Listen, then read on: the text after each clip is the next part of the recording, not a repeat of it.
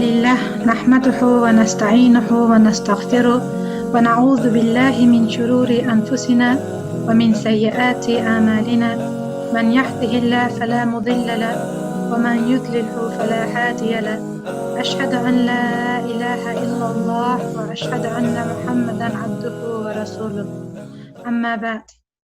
Assalamu alaikum wa rahmatullahi wa barakatuh. My dear sisters, Alhamdulillah, it's so nice to be connected with everyone live here on Raising Young Scholars platform. Those who haven't heard, Raising Young Scholars is an initiative set up with the aim of providing high quality, engaging and interactive courses aimed at Muslim women and children worldwide, InshaAllah. And our aim is really to deliver short-term courses and webinars to help women raise confident Muslim children who can navigate their way in today's world while holding on to their deen, inshallah. This webinar was put together by many volunteers, sisters who gave up their hours of sleep and tirelessly worked around the clock, subhanallah. And I just want to say massive jazakallah khair to these women. May Allah accept their efforts, Ameen. And this webinar was put literally overnight, so please overlook any shortcomings, inshallah. So let's get started. Before we start, I just want to emphasize that this is going to be very relaxed and yet very enlightening and inspiring webinar, inshallah. I hope that you have your herbal teas, pens and notebooks ready, or I've got my dark chocolate ready, so get your comfort foods ready. This is your me time. Just imagine this is me and you having some heartfelt conversation in the room, inshallah. So just sit back and enjoy the show, inshallah. The topics we will cover today, number one, how your childhood experiences affect your present day parenting. Number two, we will look at comparative study of reaction versus respond. Number three, preparations, how we can choose to respond as a mother. Practical tips, responding in 3 simple steps. Number 5, mum guilt, how helpful is it, how to beat it, what is the difference between guilt and regret. Number 6, management, we will look at time management, stress management and behavior management issues. All of these topics were some of the most common concerns and challenges that you have raised and shared in the webinar group, and we will finish up with some motivating final words, inshallah. So number 1, what happens when you become a parent? Most of us tend to think that, parenting is one of the most challenging tasks we will ever undertake in life, right? And we tend to think that it's something that comes to us naturally. Nothing in life will ever prepare us for motherhood or the challenge we experience as a mother. So what happens when you become a parent, a mother? When you become a parent, it's your biggest chance to grow again. I have experienced that we can never educate our children without re-educating ourselves in the process, and we can never raise a child without re-raising ourselves in the process, subhanallah. So at the beginning, when you are a young mother, your days are consumed with mundane tasks like cooking, cleaning, bathing the baby, weaning, maybe getting them changed, potty training. But subhanallah, as they grow older, at some point you look back and you realize that most of us, we often project our own insecurities onto our children. We want children who can make us feel wonderful about ourselves. And the truth is, children have this weird way of reminding us about our own vulnerabilities. For example, I was always made feel guilty for being sensitive, shy, withdrawn, introverted as a child. So when my children grew up, and to see these character traits in my children was my worst nightmare. SubhanAllah, I realized that we as parents can't tolerate it when our children behave that are exactly we once behaved, and we're told, why can't you be like so and so? Why can't you behave like so and so? That's because although we consider ourselves an adult, 70% of you was made in your childhood. As a child, we bank a lot of life experiences, attitudes, reactions, all of which will help you to make some very important life decisions later on. Think about it. Most of our parenting decisions and parenting choices stem from our childhood experiences. SubhanAllah. And it's very important. It's very important to get in touch with that inner child within yourself and empower her. Empower her. This happened when I had my fifth child. Um, and one day we were just discussing who she looked like. And my brothers WhatsApped me this picture of me when I was 7, 8, or 9. I can't remember exactly. So I remember I was just folding the laundry, sitting on the sofa and staring at this picture. Suddenly I felt like that little girl. Suddenly I stopped being the mother of 5 children. I stopped being this grown-up woman. And I remembered the time that when I was a child, what would I say to this little Irada? I remember looking at this picture and suddenly crying. I started crying. What would I say? I wish that little girl came out of this picture. I wish that I could embrace this little Irada. I wish that I could hug her and say few words of encouragement. What would I say? I would say, Irada, you are so lovable. You are so lovable. Everybody else, all these other girls who seem so full of themselves, they too have their own insecurities. They too have their own vulnerabilities. Nobody have got this life perfect, right? Nobody is perfect, and everybody makes mistakes. And some of the mistakes we make, although may not be tolerated at the time, it's okay.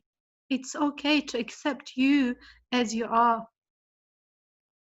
Remember as much as you can how you felt as a child, how you felt as a teenager growing up, not so sure of yourself or not so sure of your place in this life or in the world, and being full of insecurities and vulnerabilities, and your only anchor at that time is the family and the parents. SubhanAllah.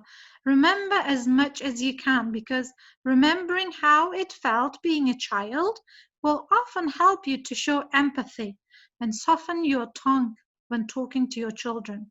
This is one way that you can change your own attitude and practice responding with your own children, inshallah. So what is the difference between reaction and response? Reaction is based on our impulse. It's quick and threatening, and it often stems from your subconscious mind. Reaction is something that we have banked as a child. It's counterproductive in the long run, because some of the childish behavior, some of the childish mistakes should be dealt in the right way, so the children don't increase their sense of self-hatred. So we should learn how to respond, which is taking time to make conscious choice. You are calm and cooperative. You take time to reason, explain, communicate clearly. And responding is often non-threatening. You don't say things like, oh, if you don't do this, I will slap you, or I will do this, like giving conditions to children. One example of reaction is, for example, this is something that I often used to say: stop that this minute. You're very bad to hit your sister like this. God will punish you for such behavior. These lines may be familiar to many of you, right? So when children do something, sibling rivalry or jealousy or spilling milk or fighting, arguments, anything, we often say things that are discouraging to change that behavior. We often say things that make children feel worse about themselves. A reaction that increases child's sense of self-hatred brings more of that same behavior, subhanallah. Because think about it, you can never make children behave better by making them feel worse about themselves. And that's true not just about children, that's true about every single human being, right? That's true about everyone. Imagine if you had this argument with your husband, for example, and your husband said, or your mother or your father said, even now as an adult at this age, imagine having an argument with your parents, with one of your parents, and they say, ah, Irada, you this, you that, you always do like this. Does that make you change? Does that help you? Does that motivate you to change? Does that make you think that, okay, this is bad and I have to do X, Y, and Z? Does that help you to list some action plan and move on with that plan? No, because when you discourage people, when you make people feel worse about themselves, we kind of help them to keep themselves stuck in that situation, subhanallah. So how can we choose to respond? How can we choose to respond? Number one, get in touch with the inner child. Remember as much as you can what it felt like being so young and vulnerable. The more you remember, the easier it gets to show empathy and understanding when children make mistakes, right? The more you remember, the better, inshallah. Number two, self-nurturance. Every mother needs mothering herself. Especially after you become a mother, you need more self-care, because you can only control the urge to react if you have a reservoir of loving feelings yourself. You may have noticed that often when you react to something that your children do or say, it's not in proportion to the, let's say, in inverted comma, the crime they committed, right? Sometimes children fight, yell, shout, argue, and you calm. You don't react. You calm, you collected, you just say, can you stop fighting, please? Can you stop arguing, please? Because you're feeling good about yourself in that moment. You're feeling happy. Maybe you've just come from, lunching out with your girlfriends, or maybe you've just spoken to your friend on the phone, or maybe you've just had some dark chocolate, let's say. You've done something that helps you feel happy within yourself. And sometimes, other times, your children do something as small as banging the door, or sometimes my children, when they put the cup on the table, they just like make that banging sound, and I'm like, can you just stop that this minute? Let me just get on with my work. You're always making sound. So in that moment, I'm already feeling exhausted and tired, and my battery is not charged. So I react. You're more likely to react when you're feeling not so good or not so happy within yourself. So do self-care, practice some self-care, do things that make you happy, do things that bring joy and comfort to you, inshallah, because everybody deserves, you know, the best version of you. Your children deserve the best version of you as a mother. Your husband deserves best version of you as a wife. So you cannot give from an empty cup, right? We all heard the term, you can't give from an empty cup. Subhanallah, it's so true when it comes to motherhood and parenting. You can't give from an empty cup. And by self-care, I don't mean taking the whole day off, because for most of us busy mothers, that's not practical. That's impossible, right? You can't take the whole day off. It's sometimes as simple as taking 10 minutes out, locking yourself in the bedroom, have some coffee or some herbal drink and read a book. 5 minutes. Do some practical self-care. Do some practices that you can do, that you can incorporate into your busy lifestyle, and plan those 5-10 minutes. If you must plan those 5-10 minutes. Subhanallah. Number 3, re-examine your expectations of your children. So we build up, often I say as a joke, that I think if I didn't have children, I would be a wonderful mother. I would make a wonderful mother, right? So we often build up these, fantasies about children they're very angelic, obedient. They listen to you straight away. They do everything. As soon as the adhan goes off, they go make wudu, line up, pray together. And in reality, when you see children's behavior, which are getting further and further away from the stories that you have built up in your head, you seem to get really frustrated and angry very, very quickly. So maybe you should re-examine some of the expectations of your children. Maybe you should lower your expectations. Be realistic. It's good to have high standards, but also be flexible and be realistic in your expectations. And lastly, gain insightful knowledge about what parenting approach and attitudes you want to mend and how to go about it. What exactly you want to change, right? What exactly you want to change, and how do you want to achieve that change?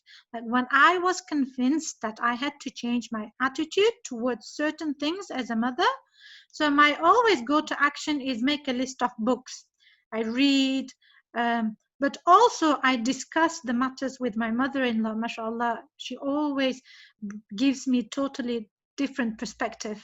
Learning as much as we can is always very, very helpful. And nowadays, MashaAllah, everything is under your fingertips. So you can learn more by reading online books, magazines, or listening to some talks about parenting on YouTube, or talking to some experienced parents, and watching some videos of these parenting experts on YouTube. All of this can be very, very helpful, mashallah. But remember, while knowledge gives you more choices, it certainly doesn't make us perfect parents. And there's no such a thing as perfect mother, right? Another thing that was mostly discussed on the group was mom guilt. How to beat the mom guilt. I feel guilty about this, I feel guilty about that, about yelling and shouting and spanking, and I don't know how to stop myself. So what is mom guilt exactly? It is a mixture of feelings, namely self-doubt, anxiety, uncertainty, and many of us have been there. These feelings creep up in our mind because we are failing and we are falling short of society's expectations of being a good mother, right? And subhanAllah, nowadays there are so many categories of mom guilt. If you are working mother like me, there's working mom guilt, there's yelling mum guilt, there's spanking mum guilt, you name it, right? And on top of that, if you are a mother who took the responsibility of educating your children full time at home academically, that mum guilt can get real. It is, it's so real. It hits your heart, you know. You constantly doubting yourself. Am I doing it right? Am I teaching what my children are supposed to learn at this age? Am I overdoing it? Am I underdoing it? Is my child academically at level or below level? These questions just eat you up constantly, subhanallah.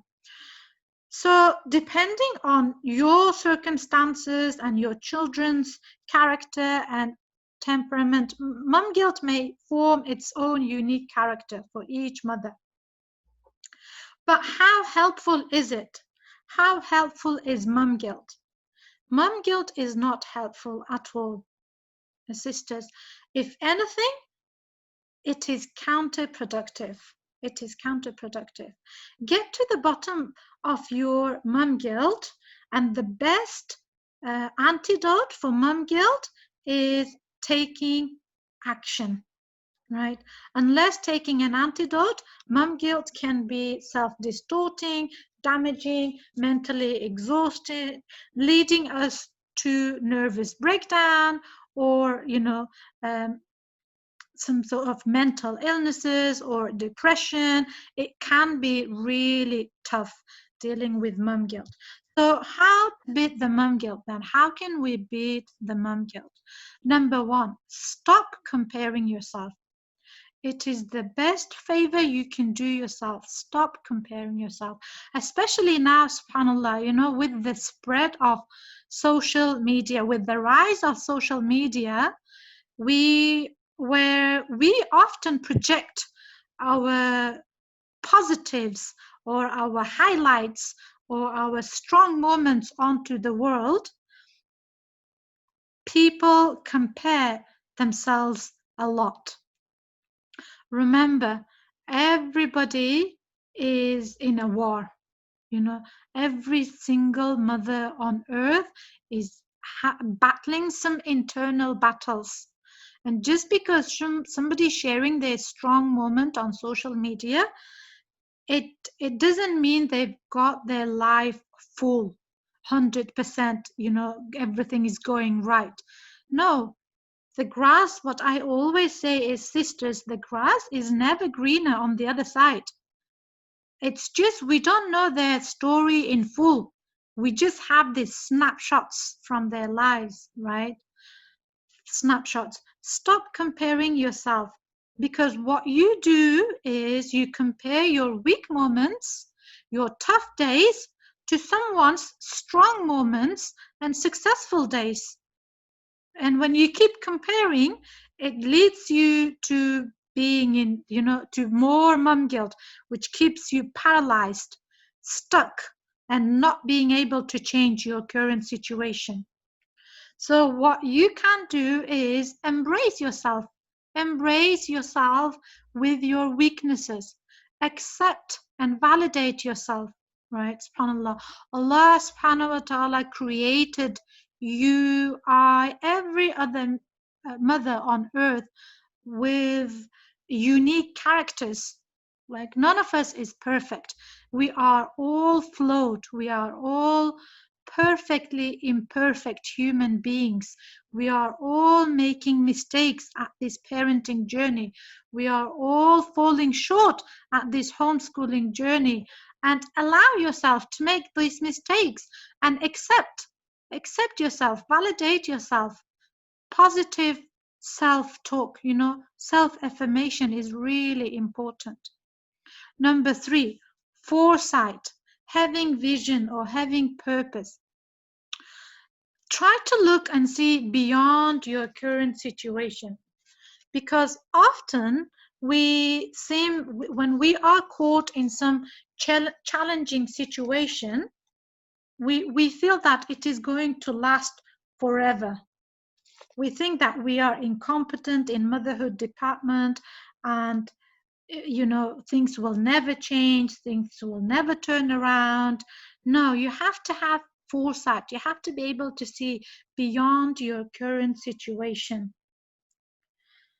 However difficult motherhood can be at one point, let's say as a, you know, dealing with toddlers, for example, tantrums or emotional meltdowns, or teenagers, you may enjoy it at another point.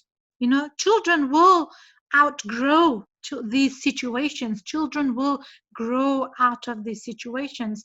Like my children, as babies, they had really, really terrible eczema. I'm talking about like weeping eczema, and we would be back and forth to the GPs, like that's in the UK, you know, trying all sorts of creams and ointments and steroids, and nothing would help. And I remember I was consumed by this, like trying to fight off this eczema, and nothing seems to help, and feeling terrible, feeling, you know, very guilty as a mother. I can't do anything about this. I thought that this will never go away. The eczema will never go away, and my child will be suffering forever. But children will grow out of these situations. InshaAllah, they will. Keep making dua, and have some, you know, foresight. Number 3, be awareness around mom guilt was the, you know, very powerful tool that really helped me.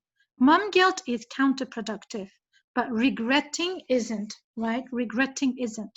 So when you know, when you continuously feel guilty, I'm not good at this, I'm not good at that, you know, this will go on forever. When you have these negative thoughts, it paralyzes you. It really doesn't help you to move forward. It doesn't help you to write down some, you know, action points, how to change things around the household. But if you regret the action that made you feel guilty and make an action plan, that is actually helpful. If you accept it, that like, khalas, I made a mistake, but it's okay. I'm a human being. I tomorrow I can do better. Tomorrow I will do better. Validate yourself, right? There is a difference between guilt and regret.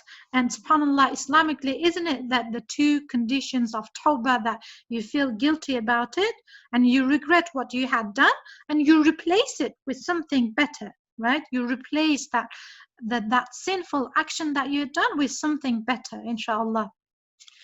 So the best antidote for mum guilt is taking an action. Taking an action. My sisters, we all make mistakes.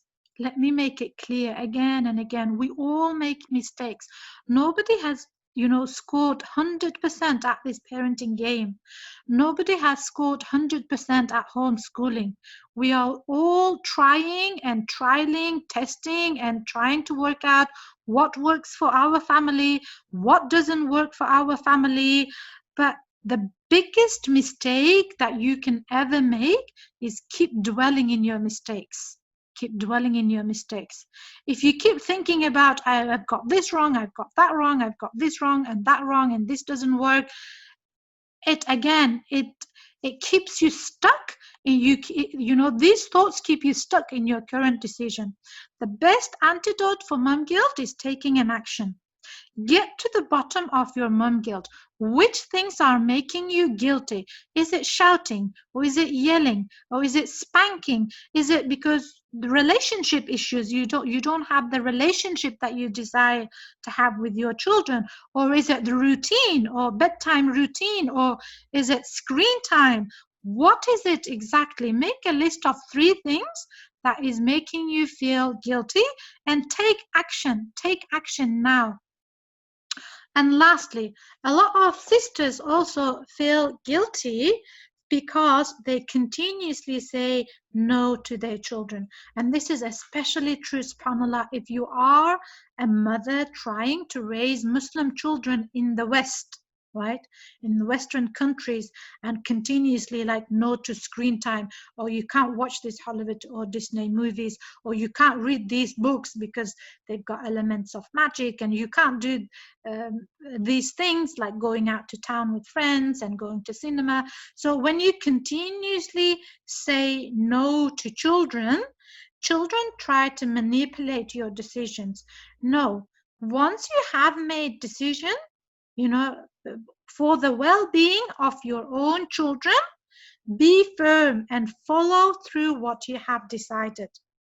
You are not here to please your children, so don't let them manipulate your choices, right? Don't let them make you feel guilty, like, oh, you're the only mother who never lets me do this, and all my friends are doing this. And children are very good at manipulating and playing with your feelings and emotions. No, be firm. Be firm. If your decision is for the well-being and for the safeguarding and protection of your children, be firm. But at the same time, to make it easy for them, just reason, explain, this is the reason why I have decided this, and I'm really sorry. Still show empathy. You can still show understanding for their frustration and anger at your decisions. You can still be empathetic. I'm really sorry, but you can't do this right now.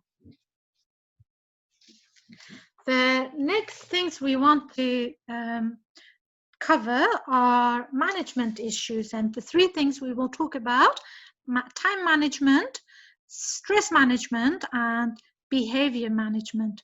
And subhanallah, a lot of mums on the group shared their concerns and questions about time management, that we waste a lot of time as a family. What can we do? Let me ask you this question. Do you, because not making use of your time effectively is directly related to your planning. So do you plan your days, your weeks, your months? If you are one of the mothers who ask this question, that how can we use my time, how can I utilize my time more effectively, let me ask you this: do you plan your days, weeks, and months?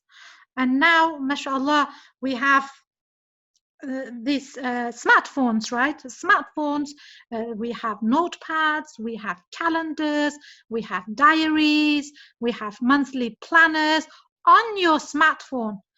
If you want to be old style like me, I use a diary, I use month calendar, and I also use planner, like notebooks. Not on my, I don't do much planning on my smartphone. But this is because I'm very old style. I'm very traditionalist. Like, I like paper, doing things on paper. But if you don't have these things, utilize the apps on your smartphone. Plan your days, plan your weeks, plan your months.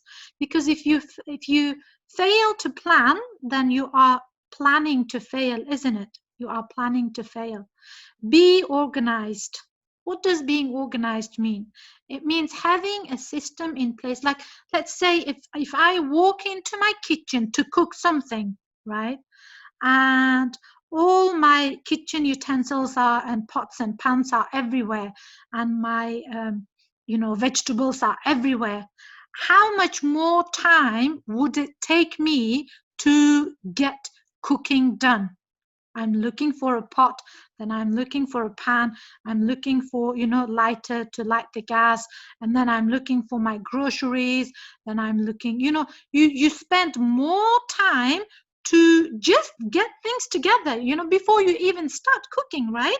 So being organized means having a system in place where everybody contributes, where everybody, cooperates and works together, so you get more done in less time, inshallah. But the key to organization is organizing your mind first. Organizing your mind first. Because once your mind is organized, then you can organize everything else around you. Like, for example, the sisters who homeschool, you can have, like, the amount, like I have 6 children, right? The amount of textbooks and workbooks, and on top of that, I'm trying to manage projects. So there's emails and appointments and Zoom meetings. So we try to juggle so many balls at once, and we often get overwhelmed and stressed. So how can we cope when we have so much on our hands? You always have to organize your mind first. And the key to that, again, sisters, I cannot emphasize this enough. Do self-care activities to maintain mental well-being. To maintain mental well-being. So as a homeschooler, like, I need to have boxes for each child, right? This is where you keep your textbooks and workbooks, and have a bookshelf for each different, like, this is for non-fiction books, and this is for your workbooks, and this is for your textbooks. And once you mentally strong, once you are organized in your brain and write down these plans on paper, then you can, inshallah, organize everything else around the house,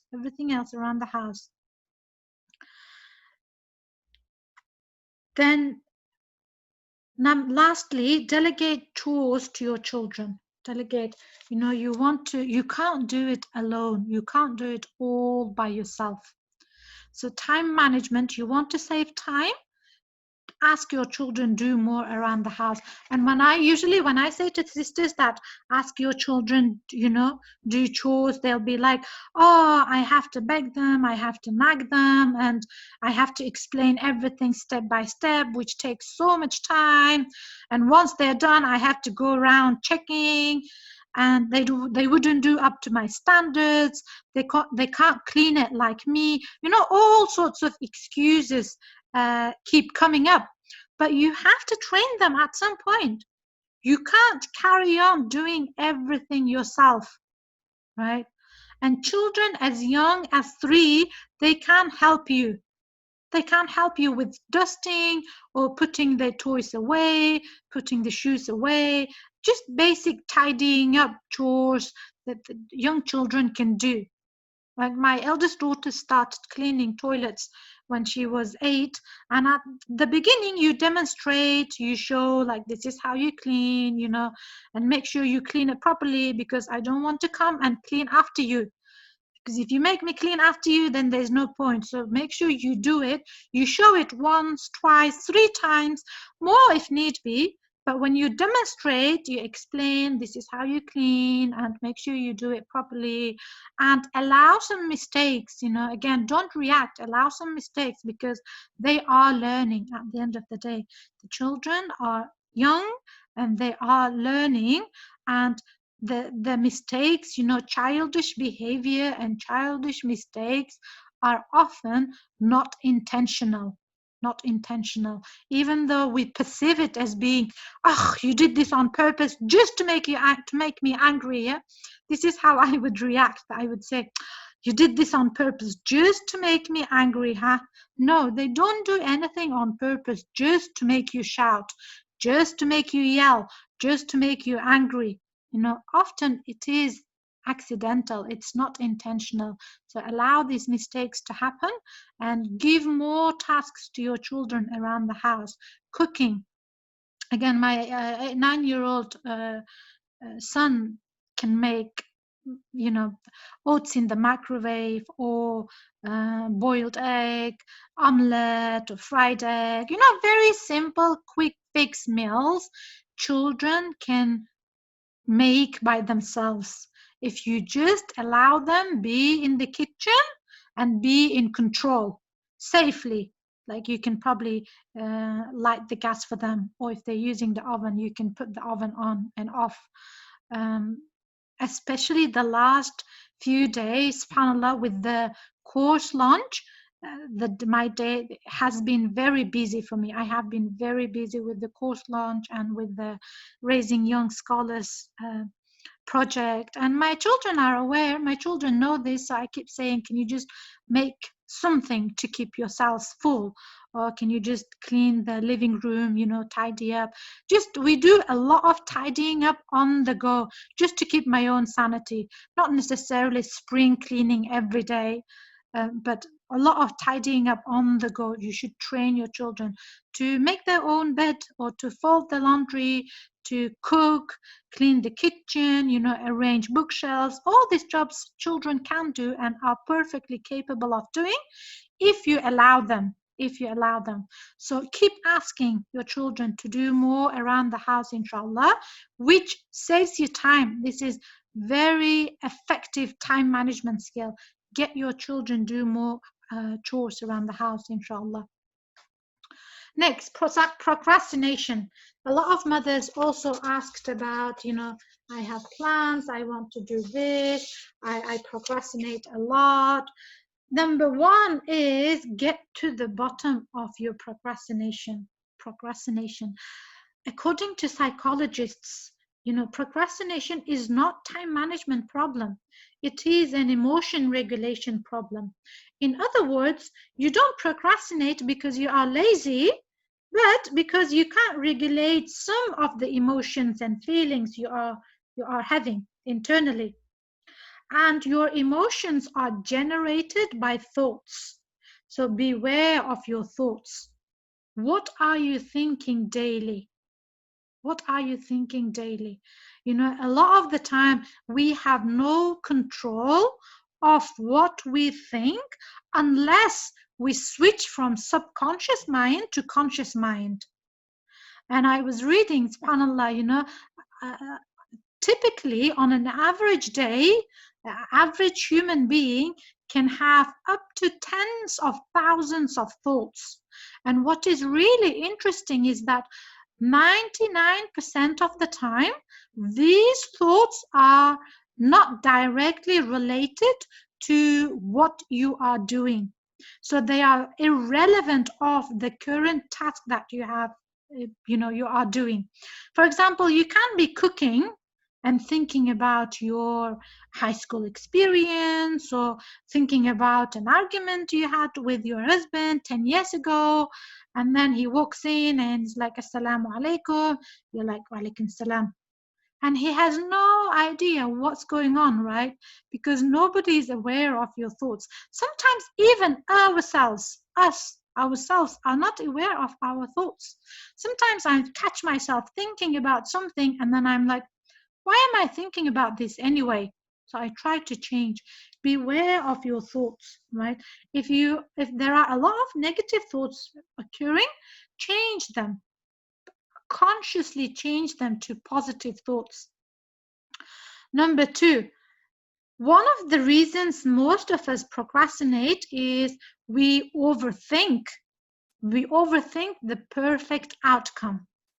We keep on waiting for the perfect time, perfect day, perfect hour to do something which never arrives, subhanAllah. For example, if you are a homeschooling mother, you imagine homeschooling your elder children. You sat around the table, everybody got their workbooks open, textbooks right next to them, and everybody's got the timer and just getting on with their work. They ask you questions every now and then, and you just answer their questions sitting there relaxed, yeah, right? There's no baby wailing in the background.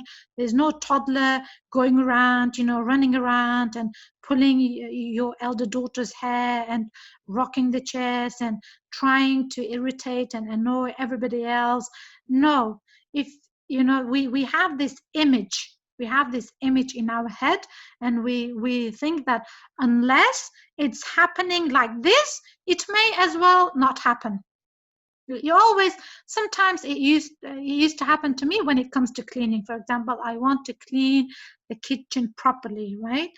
And I wait for the perfect day where I have nothing to do so I can focus on the kitchen. I want to get all my plates out and clean the cupboards properly, and I want to clean the fridge, like really, scrubbing and oven and inside the cupboards and under the sink, and I want to wash the walls. Everything must be perfect. for my kitchen cleaning day. So I keep waiting for the day because I want to have time to get this cleaning all done in one day, which this day may never arrive. So it's okay to do just under the sink one day, or your cupboards the next day, or your fridge the next day, and the oven the next day, and get it done over maybe 5-6 days. Don't overthink about the perfect outcome. Don't overthink about the perfect outcome too much. It doesn't have to be exactly how you imagined it in your head. So, my sisters, next time you are feeling anxious about a task and about to avoid it, get out of the story in your head and simply take the imperfect action. Do something now, not next week, not tomorrow, not later, now, right? Get up and take the imperfect action now. This is how we beat procrastination. Stress management. A lot of you again asked about, oh, this stressed me a lot. I'm always stressed. I'm overwhelmed.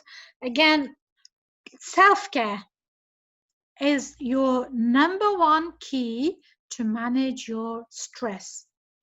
Now, let's talk about stress a little bit more. What is stress anyway?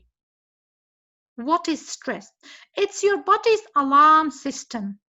So when your mind perceives a threat, your brain signals the body's alarm system, right? When your mind perceives a threat, your body then responds with fight, flight, or freeze responses.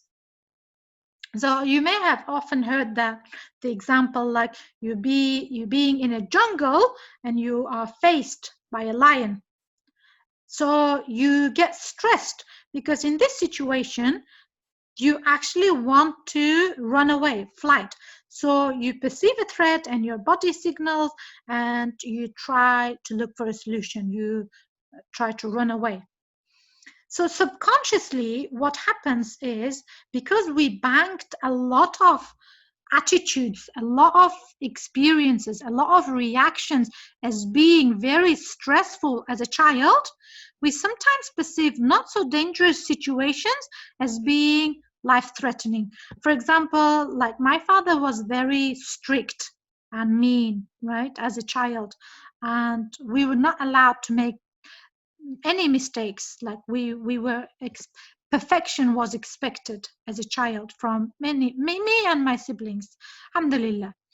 So we banked these attitudes in our head, again in our head, which when I became a parent, then it was ready for me to pull out and recycle.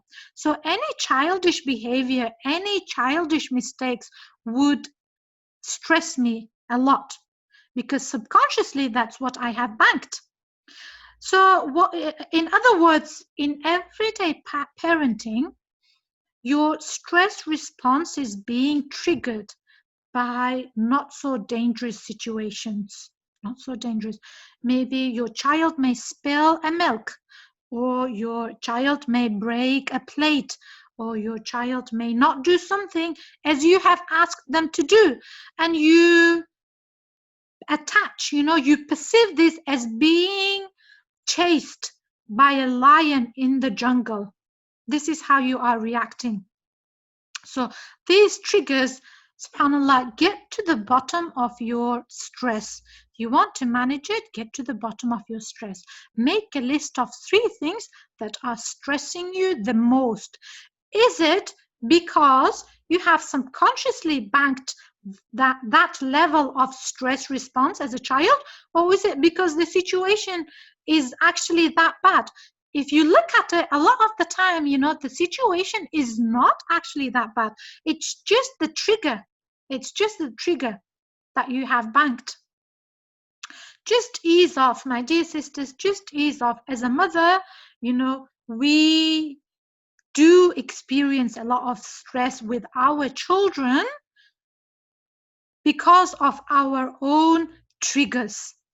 Just ease off and don't attach so much life-threatening meaning to everyday situations, inshallah, to everyday situations.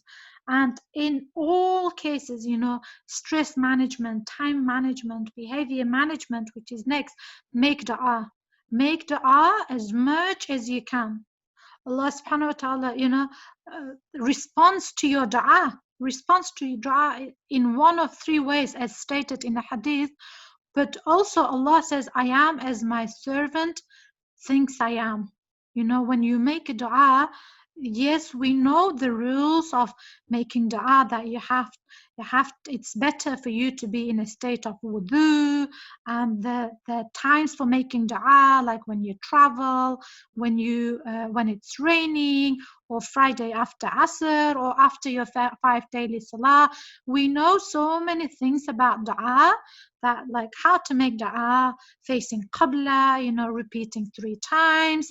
But what is the crucial, like in my experience, what is the crucial thing about making dua is your own state of being, the state of your mind. When you make dua, have yaqeen. Make dua that as if Allah is already responding, as if Allah is already giving you the solution, providing you with an answer. Have yaqeen. Allah will respond. Allah will respond in one of the three ways. Either give you the solution now, or delays it until the akhirah, that you get the reward for making dua, because dua is a worship, isn't it? Subhanallah. And the Prophet ﷺ said, make dua even if it's for a shoelace. It's simple as for a shoelace. So make dua for your children. Are they fighting? Make dua.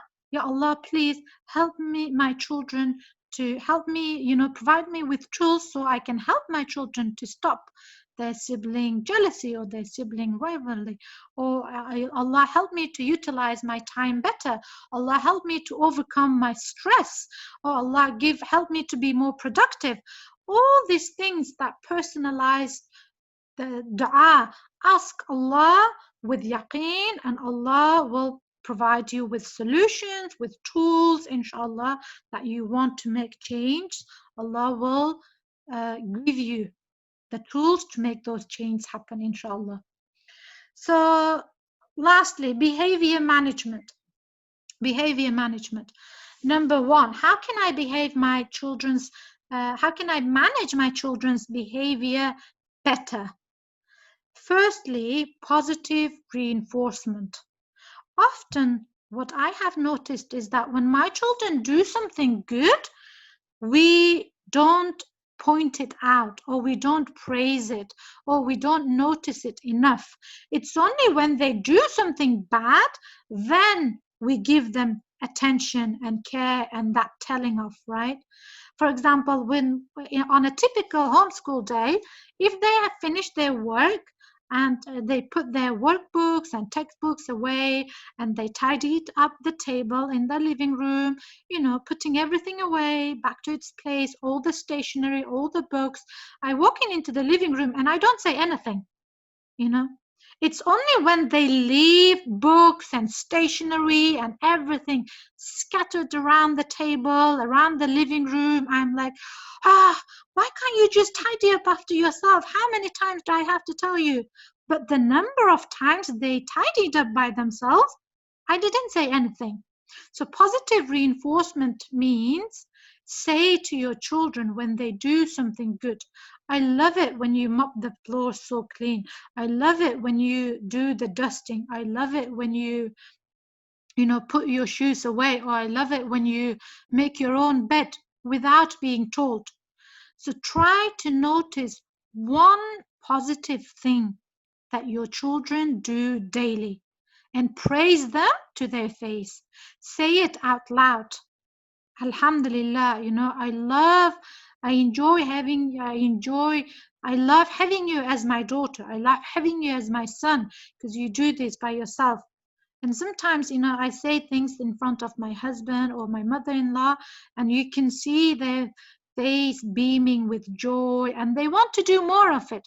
Whatever that you notice, whatever positive things that they do, you notice and you praise it to their face. You acknowledge it out loud.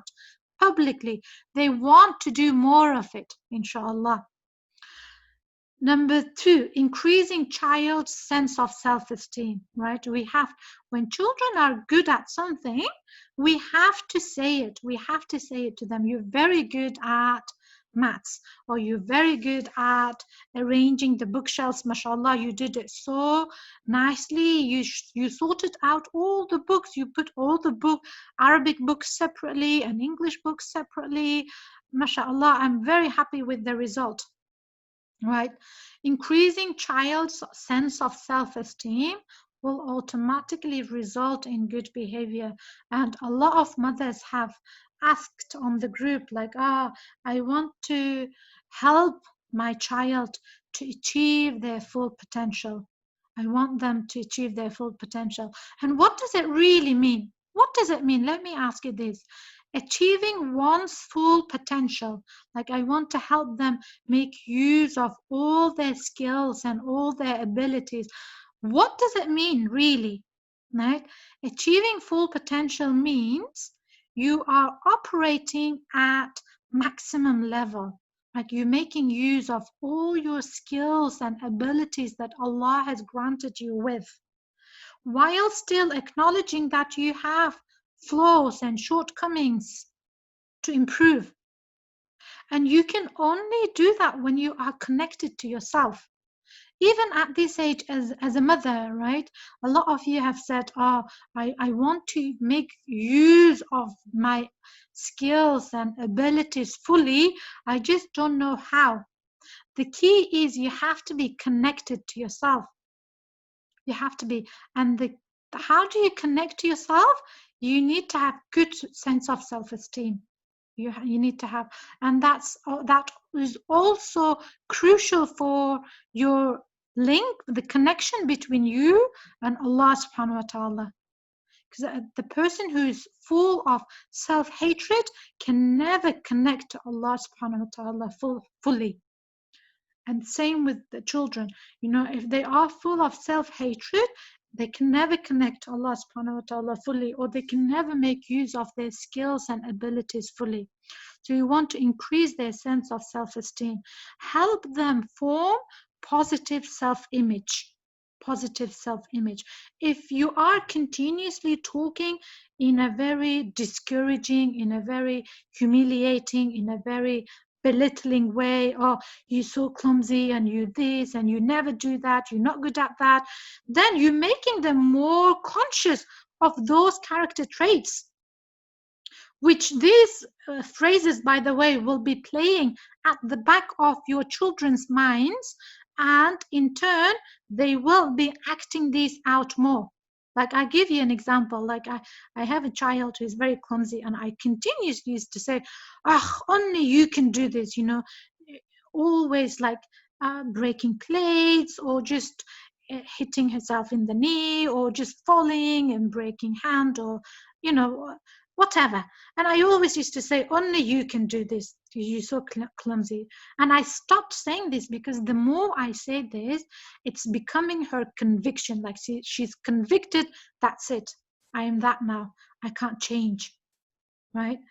So help your children to form positive self-image, which will automatically help them to behave better, inshallah. Next, speak in positive command verbs. What does it mean? I always remember this story from like maybe 10-15 years ago, when this story my trainer told me when I was training to become a teacher in the UK. My trainer told me this story. So these two sisters, right, the one sister came to visit another sister. So they were just having tea and in the lounge, and just getting on, having conversation, and they both had a son. And these two boys were playing in the back garden when these two sisters were having tea and having conversation in the living room. And suddenly the wind started. It started, and the wind got strong, and they were looking for their boys, and they went out in the garden only to realize that the boys were climbing the tree, and the tree was really tall. So both boys were quite high up in the tree. So they climbed the tree quite high up, and you can only imagine the mother's fear at that moment, right? They both got really scared, and the one mother shouted that uh, one mother shouted, saying, hold on to the tree, hold on to the tree. And another mother shouted, don't fall. You know, they said their names. Let's just say two names. Like, so one mother said, Ilyas, hold tight onto the tree, hold on tight to the tree. And another mother said, oh, Dawood, don't fall. SubhanAllah. And the boy whose mother said, don't fall, he fell. SubhanAllah. And he tragically passed away. And the boy whose mother said, Ilyas, hold on tight. You know, they slowly got him to climb down the tree. And she always used to say, especially for children under the age of 5, speak in positive verb commands. So don't say like, don't rock your chair. Instead say, sit properly. Instead of saying, don't hit your sister, say, keep your hands to yourself. Keep your hands to yourself, because children are more likely to act when we give commands in positive verbs. When you say don't do things, they're more likely to do exactly the same thing that you've asked them not to do, subhanAllah. Isn't it true? So often I used to say like, oh, don't be stupid, don't be mean, don't be so selfish, share this with your sister. Now I try to say, be kind, be gentle, share with your sister, be generous, be merciful, right? Speak in positive command verbs, and always remember, example is the best sermon. Example is the best sermon. Whatever behavior you are trying to install in your children, you have to demonstrate and display the same behavior. You may have noticed sometimes, you know, I catch my elder children speaking to my younger children in exactly the same tone and voice and exactly the same lines that I used to speak to my daughters. So I may say to my daughter, for example, my elder children, like, don't be so selfish, you know, don't be stupid, there's no need to cry over this, just get over it. And sometimes I hear, subhanAllah, it's really, really scary that my daughter talking to her younger sibling using exactly the same lines, and her tone and her voice exactly like the same as me, subhanAllah. This is really big, like awareness. You know, this is key issue, if you like, that example is the best sermon. Do you want your children to be kind to each other? You be kind to them. Do you want your children to stop shouting and fighting and arguing? You stop shouting and be kind to your children. Do you want them to sit down and drink tea or drink water like Sunnah? You sit down and drink your water. And do you want them to, you know, be like kind? You be kind to them. You know, everything that we want our children to be, we have to try and be that ourselves in the first place. And wherever we can't, just say sorry. We too are human beings. We too are flawed. We too make mistakes. Because it's one of the biggest life lessons we can teach our children, that we are flawed and we can say sorry, and we can always try to improve things, InshaAllah. So final words, my sisters, final words, just to give you a bit more motivation, encouragement, InshaAllah. Remember, your situation is unique because your family is unique. Your children are unique, and so are you. You are irreplaceable, right? Allah subhanahu wa ta'ala created you for a reason, with a purpose. And you are in your children's lives in your current situation for a reason. And your children you have been blessed with, they are in your life for a reason. That is Allah subhanahu wa ta'ala's plan for you. If you think about it, this thought is just so empowering, subhanAllah. You know, Allah subhanahu wa ta'ala, the Lord of the worlds, the creator of everything on earth, the creator of the Milky Ways and galaxies and the mountains, he decided to create you and blessed you with your children. So you are irreplaceable and you are in each other's lives for a reason because you fulfill each other. So if this is the case, there's no parenting approach that fits your children because you know them best. You have to create one, you have to invent one, you have to make one.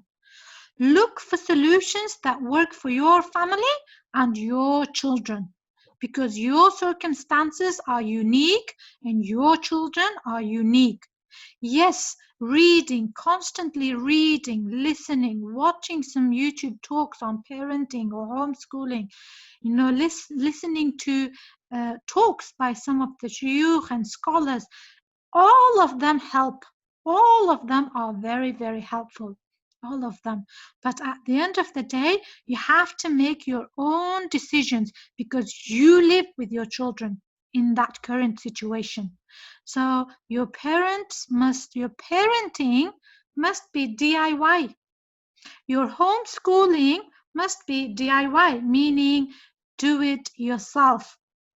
So my dear sisters, let me finish by saying happy DIY parenting, inshallah. Allah subhanahu wa ta'ala will help if you continuously look for solutions, if you continuously make dua and, you know, make a list of action points, the things that you want to change, and take one step, Allah will help to turn things around, subhanallah, because ultimately, the outcome and the result is always in the hands of Allah subhanahu wa ta'ala. Remember that we do our best, but the result is always in the hands of Allah subhanahu wa ta'ala. But you have to tie the knot, right? We do our best because we don't want to live with regret that, oh, I could have done this, I should have done this. No, do your best and always put your trust in Allah subhanahu wa ta'ala that He gives you the best outcome that is good for your dunya and akhirah. For your dunya and akhirah, inshallah. So once again, I have to thank the team who worked hard to put this webinar together, inshallah. I hope that you all benefited from this webinar. And if you did, please log into Raising Scholars website and leave us some review on the website, inshallah. And I hope to see you in the future. We're trying to put more free resources on parenting and homeschooling and some free training together in the future, inshallah. For those of you who haven't heard, I am doing a paid course. It's a 1 month long course, Bloom Where You Are Planted, for to improve both your parenting and homeschooling.